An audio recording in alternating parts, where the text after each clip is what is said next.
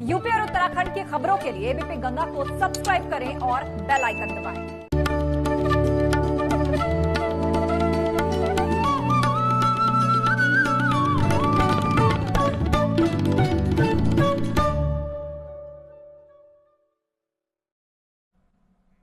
नमस्कार, स्वागत है आपका एबीपी गंगा में। मैं हूं आपके साथ प्राची पाराशर। शाम के 7 बज चुके हैं, वक्त है गंगा प्राइम का। शुरुआत कर रहे हैं अहम खबर के साथ।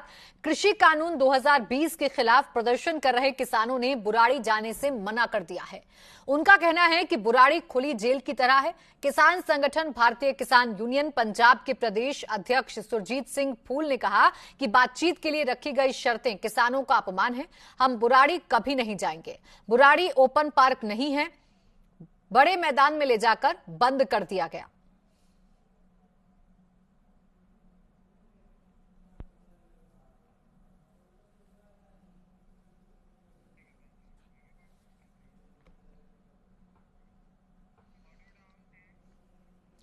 प्रदेश में कोरोना की सेकंड वेव को लेकर खतरा बरकरार है, लेकिन कुछ लोग इस खतरे से बेपरवाह खुद को तो खतरे में डाल ही रहे हैं, दूसरे लोगों की जान को भी जोखिम में डाल रहे हैं।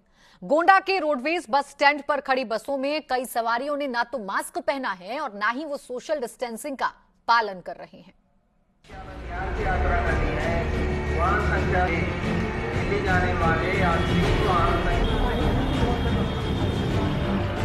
ये तस्वीरें डराने वाली हैं और क्यों नहीं।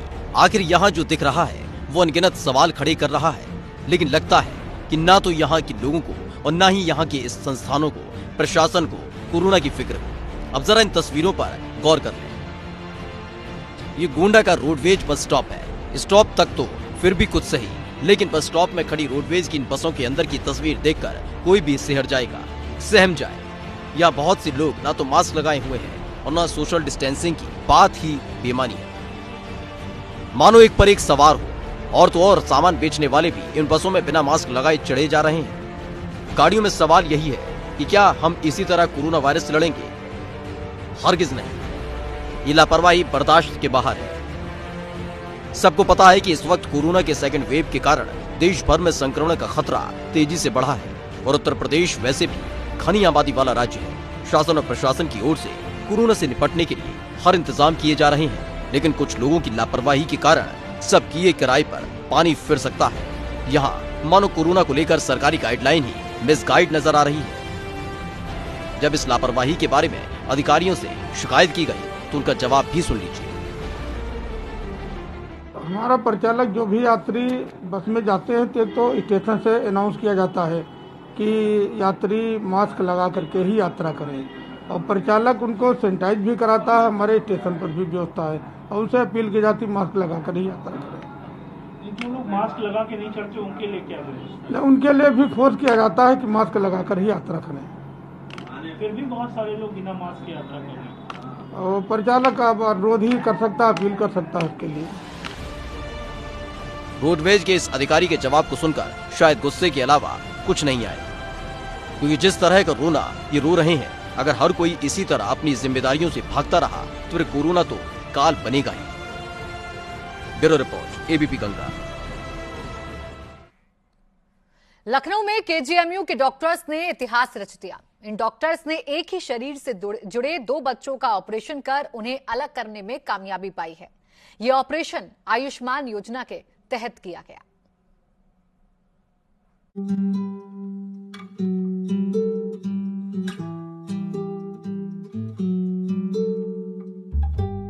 इस अस्पताल के लिए और यहाँ के डॉक्टर्स के लिए आज का दिन ऐतिहासिक है। डॉक्टर तो खुश हैं ही, मरीज के परिजन की खुशी का ठिकाना तो मत पूछिए। उनके चेहरे और आंखों में नजर आ रही खुशी को पढ़िए। मेडिकल कॉलेज गोरखपुर में मेरा ऑपरेशन हुआ था और मेरे बच्चे दोनों जुड़े हुए थे, सीने से लेकर के पेट तक ले। मैं वहाँ के तो डॉक्टर ने जवाब दे दिया था कि ऑपरेशन नहीं हो पाएगा। फिर मैं यहाँ जेडी रावत जी से मिली और उन्होंने मुझे एक नई उम्मीद दी कि तुम्हारे बच्चे को मैं बचा लूँगा। और 1 साल के मेरे बच्चे हो गए और उन्होंने 9 नवंबर को मेरे बच्चे को एक नई ज़िंदगी दी है। अब मेरे भी बच्चे जैसे आम बच्चे खेल कूद सकते हैं, वैसे मेरे भी बच्चे खेल कूद सकते हैं। आखिर इस दंपत्ति के बच्चों को नई जिंदगी मिली है और ये सब संभव हो सका है इन डॉक्टर्स की मेहनत की बदौलत। जी हाँ, ये लखनऊ का KGMU है। यहाँ के डॉक्टर्स ने एक ही शरीर से जुड़े 2 बच्चों का कामयाबी पूर्ण ऑपरेशन से उन्हें अलग कर इतिहास रचा है, जिसके लिए KGMU VC ने इन डॉक्टर्स और स्टाफ को सम्मानित भी किया। कंजॉइंट ट्विंस जैसे आपको मालूम है बहुत रेयर प्रॉब्लम होती है। ये 2 बच्चे हमारे पास करीब 9 महीने पहले आए थे। राम और श्याम दोनों पेट और छाती से जुड़े हुए थे। इनका कोरोना करके हम लोग ऑपरेशन नहीं कर पाए, बट इस बारी हमने जब ये आए हमने इनकी सारी जांच करी, इन्वेस्टिगेट किया, रेडियोलॉजी वाइज, इनका plastic surgery wise, liver wise CT scan करके इनका ऑपरेशन किया। दरअसल कुशीनगर के रहने वाले दंपत्ति को कुछ साल पहले एक ही शरीर से जुड़े 2 बच्चे पैदा हुए थे, लिहाजा उनमें कई तरह के कॉम्प्लिकेशन थे। इसी बीच उन्हें 9 अक्टूबर को KGMU में भर्ती कराया गया था, लेकिन कोरोना के चलते इस ऑपरेशन में देरी हुई। लेकिन जब ऑपरेशन हुआ तो करीब 8 घंटे चला। ऑपरेशन में पीडियाट्रिक विभाग, एनेस्थीसिया विभाग, प्लास्टिक सर्जन विभाग समेत दूसरे विभागों के डॉक्टर्स ने इसे कामयाब बनाया। ये जुड़वा बच्चे हमारे अंडर में भर्ती थे। इनका हम लोगों ने 11 नवंबर को हम लोग इनका ऑपरेशन किए हैं। यह ऑपरेशन करीब 7 से 8 घंटे लगा था और जो बच्चे पेट से और सीने से जुड़े हुए थे और इनको जो है पूरी तरह से जांच करने के बाद एक एक करके बच्चों को बेहोशी के माध्यम से बेहोश किया गया और इसके बाद इसका लीवर जॉइंट था, इसका डायफ्राम जॉइंट थे, इनके पेरिकार्डियम जॉइंट थे, उनको अलग किया गया। बहरहाल KGMU के डॉक्टर्स की काबिलियत और मेहनत रंग लाई है। ऐसे में ABP गंगा उनकी मेहनत और काबिलियत को सलाम करता है। Bureau report, ABP Ganga.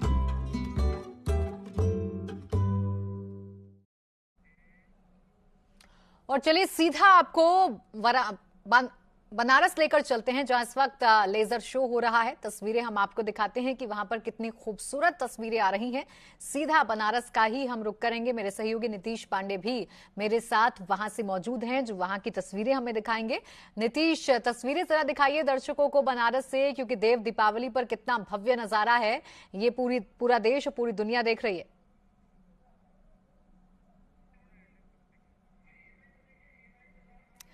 तो चलिए तस्वीरें हम आपको दिखाएंगे, अपने सहयोगी के पास भी चलेंगे, लेकिन आपको बता दें कि देव दीपावली कितने हर्षोल्लास के साथ, कितने भव्य तरीके से बनारस में मनाई जाती है ये हम सब जानते हैं। और कल देव दीपावली है, उससे पहले बनारस में सभी घाटों की जो छटा है वो देखते ही बनती है। सभी घाटों का जो दृश्य है वो कितना मनोरम है, कितना अद्भुत और अलौकिक है, वो भी देखते ही बनता है। और ये देखिए, ये वो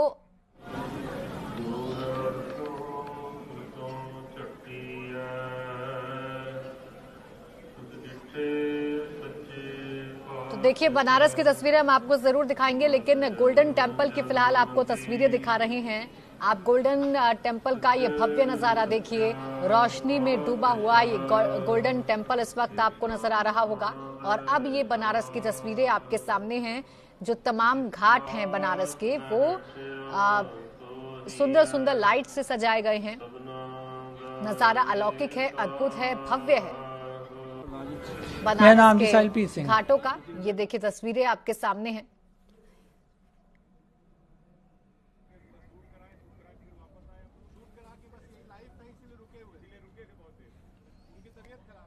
तस्वीरें आपके सामने हैं। देव दीपावली भव्य तरीके से बहुत ही हर्षोल्लास के साथ खासकर बनारस में मनाई जाती है और उसी की तस्वीरें हम आपको दिखा भी रहे हैं। वहां का जो भव्य नजारा है वो हम आपको जरूर दिखा रहे हैं। देखिए लेजर लाइट के जरिए भी वहां के दृश्य को और भी ज्यादा अलौकिक और अद्भुत बनाया जा रहा है। तस्वीरें आपके सामने हैं। बनारस जहां पर हर एक त्योहार को एक अलग रंग ढंग से मनाया जाता है और देव दीपावली की भी अलग ही छटा देखने को मिलती है बनारस में, जिसकी कुछ तस्वीरें फिलहाल हम आपको दिखा रहे हैं, जिसकी कुछ झलक हम आपको दिखा रहे हैं।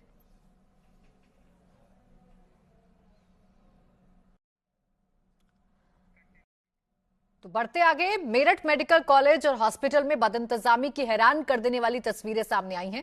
यहां जमीन पर एक जख्मी बच्चा बैठा है और उसके परिजन हाथ में ग्लूकोज की शीशी लिए खड़े हैं।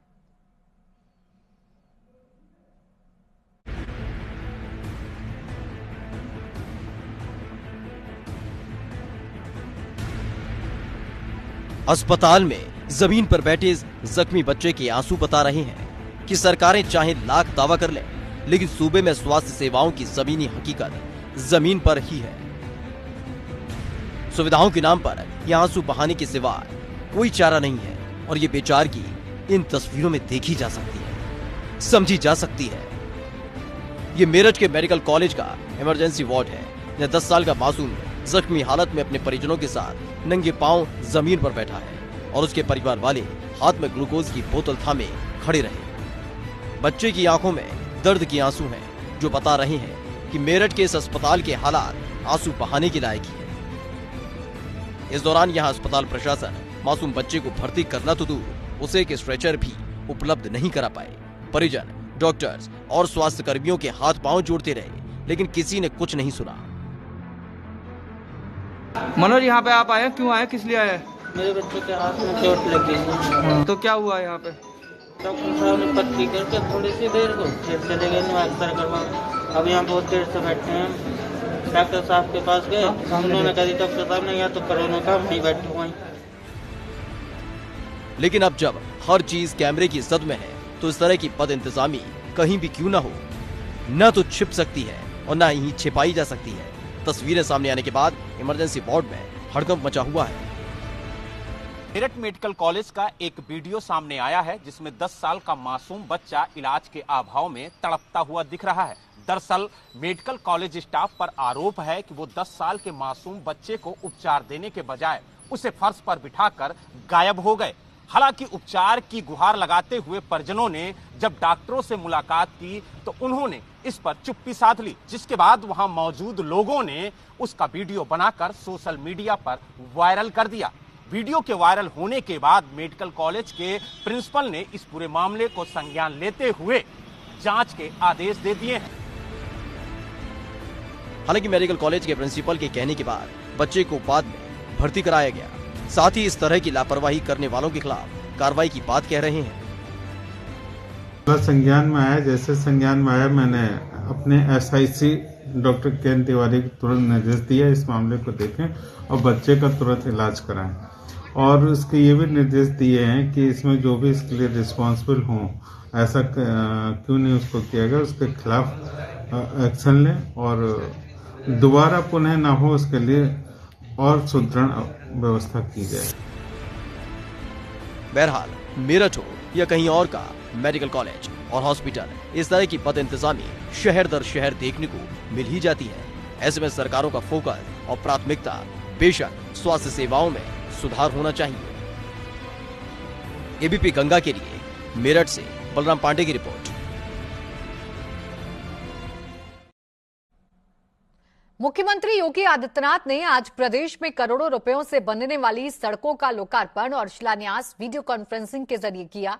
इस दौरान उन्होंने विकास और आत्मनिर्भर बनने और बनाने के लिए अहम बातें कही। देखिए रिपोर्ट।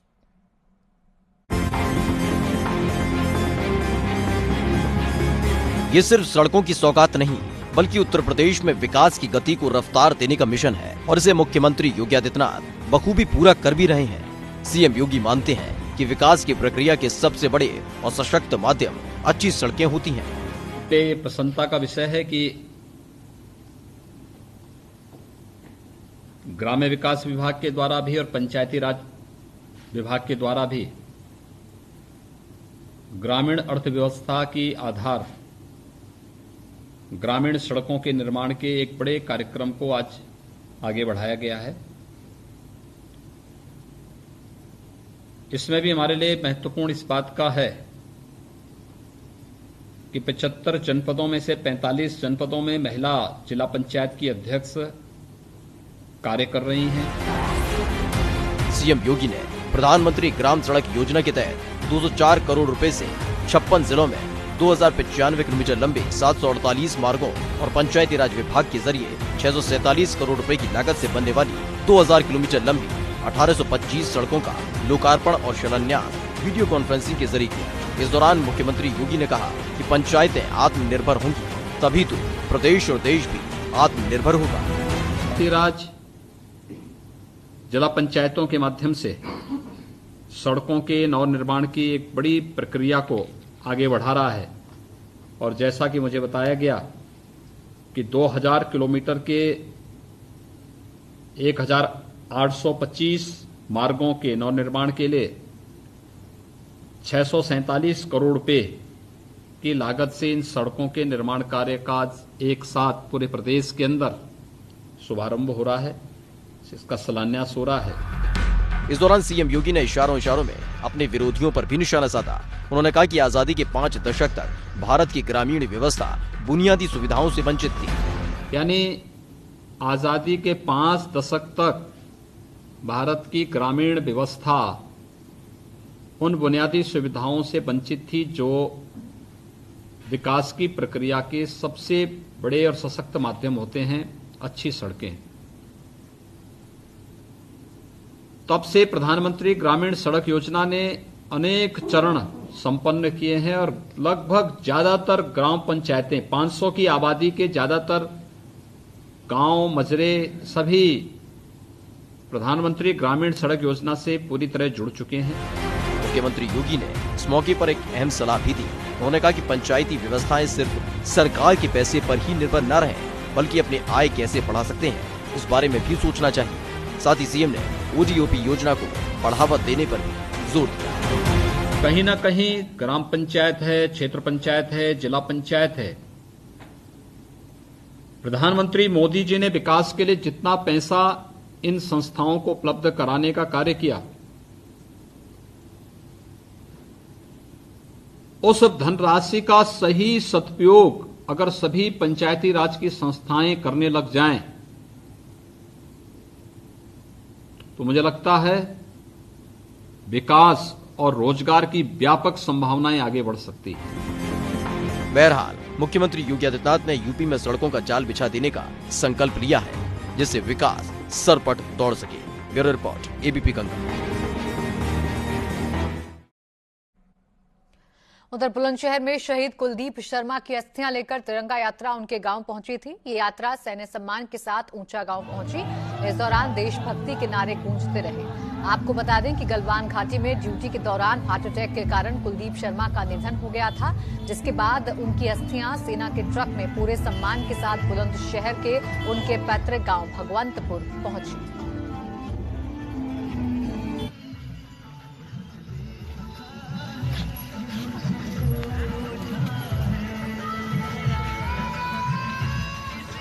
भारत माता की, भारत माता की, भारत माता की। जब तक सूरज चांद रहेगा, जब तक सूरज चांद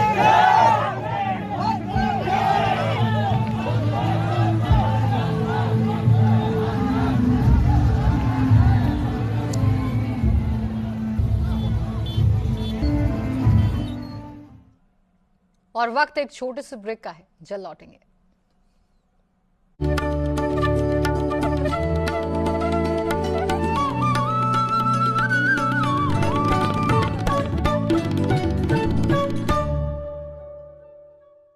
ब्रेक के बाद स्वागत है आपका। प्रधानमंत्री नरेंद्र मोदी अपने संसदीय क्षेत्र वाराणसी कल जा रहे हैं। इस दौरान प्रधानमंत्री वाराणसी में 6 घंटे 40 मिनट गुजारेंगे। पीएम दोपहर 2:10 पर जाएंगे, जबकि रात 8:50 पर प्रस्थान करेंगे। पीएम सबसे पहले खजूरी में राजा तालाब से हंडिया तक 2247 की लागत से बने 72.64 किलोमीटर लंबे सड़क का लोकार्पण करेंगे। इसके बाद वो एक जनसभा को संबोधित करेंगे। फिर काशी विश्वनाथ मंदिर कॉरिडोर का निरीक्षण और बाबा विश्वनाथ के दर्शन करेंगे। पीएम मोदी राजघाट पर फिर लोगों को संबोधित करेंगे और सांस्कृतिक कार्यक्रम के बाद देव दीपावली पर पहला दीपदान करेंगे।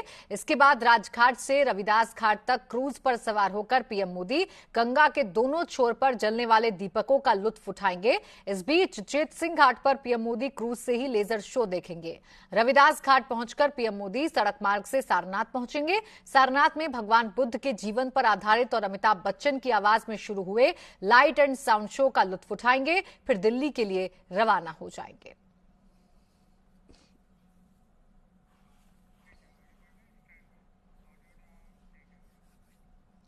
कोरोना संक्रमण को देखते हुए प्रशासन ने इस बार अयोध्या में कार्तिक पूर्णिमा मेले पर बाहरी श्रद्धालुओं के अयोध्या आने पर पाबंदी लगा दी है। सुरक्षा के लिहाज से संपूर्ण घाट पर पुलिस ने डॉग स्क्वाड से निरीक्षण किया है। इस साल केवल अयोध्या के स्थानीय लोगों को ही सरयू में स्नान करने का अवसर मिलेगा। कार्तिक पूर्णिमा कल सुबह 4 बजे शुरू हो जाएगी और पूरे दिन चलेगी। कार्तिक पूर्णिमा पर हर साल अयोध्या के सरयू तट पर श्रद्धालुओं की बड़ी संख्या में उपस्थिति रहती थी। जय श्री राम के नारों के साथ श्रद्धालु पतित पावनी मां सरयू में स्नान करते थे।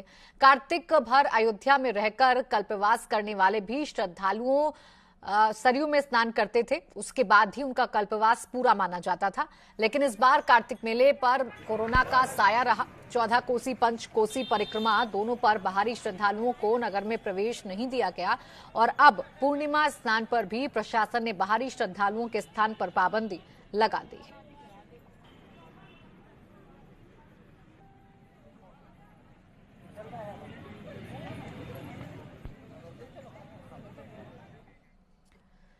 इधर मुरादाबाद में बैंड बाजे वालों ने सीएम योगी को धन्यवाद दिया है कि उन्होंने कोविड संक्रमण के दौरान बारातों में बैंड बजाने की छूट दी।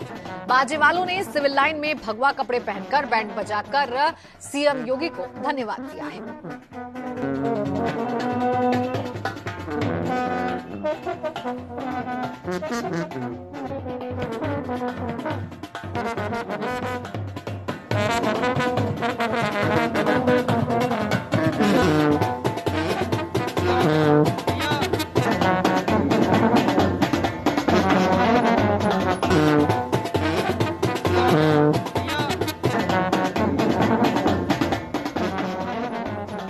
तो देखिए, सबसे ज्यादा कोरोना की अगर मार किसी पर पड़ रही थी तो वो थे बैंड बाजे वाले, जिनके आगे रोजी रोटी का संकट खड़ा हो गया था। लेकिन सीएम योगी के इस आदेश के बाद कि अब शादियों में बैंड बाजा बजने की इजाजत होगी, बैंड बाजे वालों में काफी खुशी देखने को मिल रही थी और उन्होंने अपने ही अंदाज में बैंड बजाकर भगवा कपड़े पहनकर मुख्यमंत्री योगी आदित्यनाथ को धन्यवाद कहा। मुरादाबाद से तस्वीरें सामने आई। सीएम ने शादी समारोह में बैंड बाजा बजने पर जो रोक थी उसे हटा दिया है, जिसकी वजह से बैंड बाजे वालों में खासी खुशी है और वो सीएम का धन्यवाद कह रहे हैं।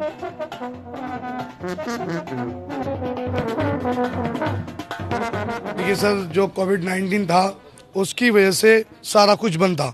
हम लोग 8 महीने से बिल्कुल बेरोजगार थे। कुछ कारोबार चले थे मगर हमारा 8 महीने से बिल्कुल बंद था।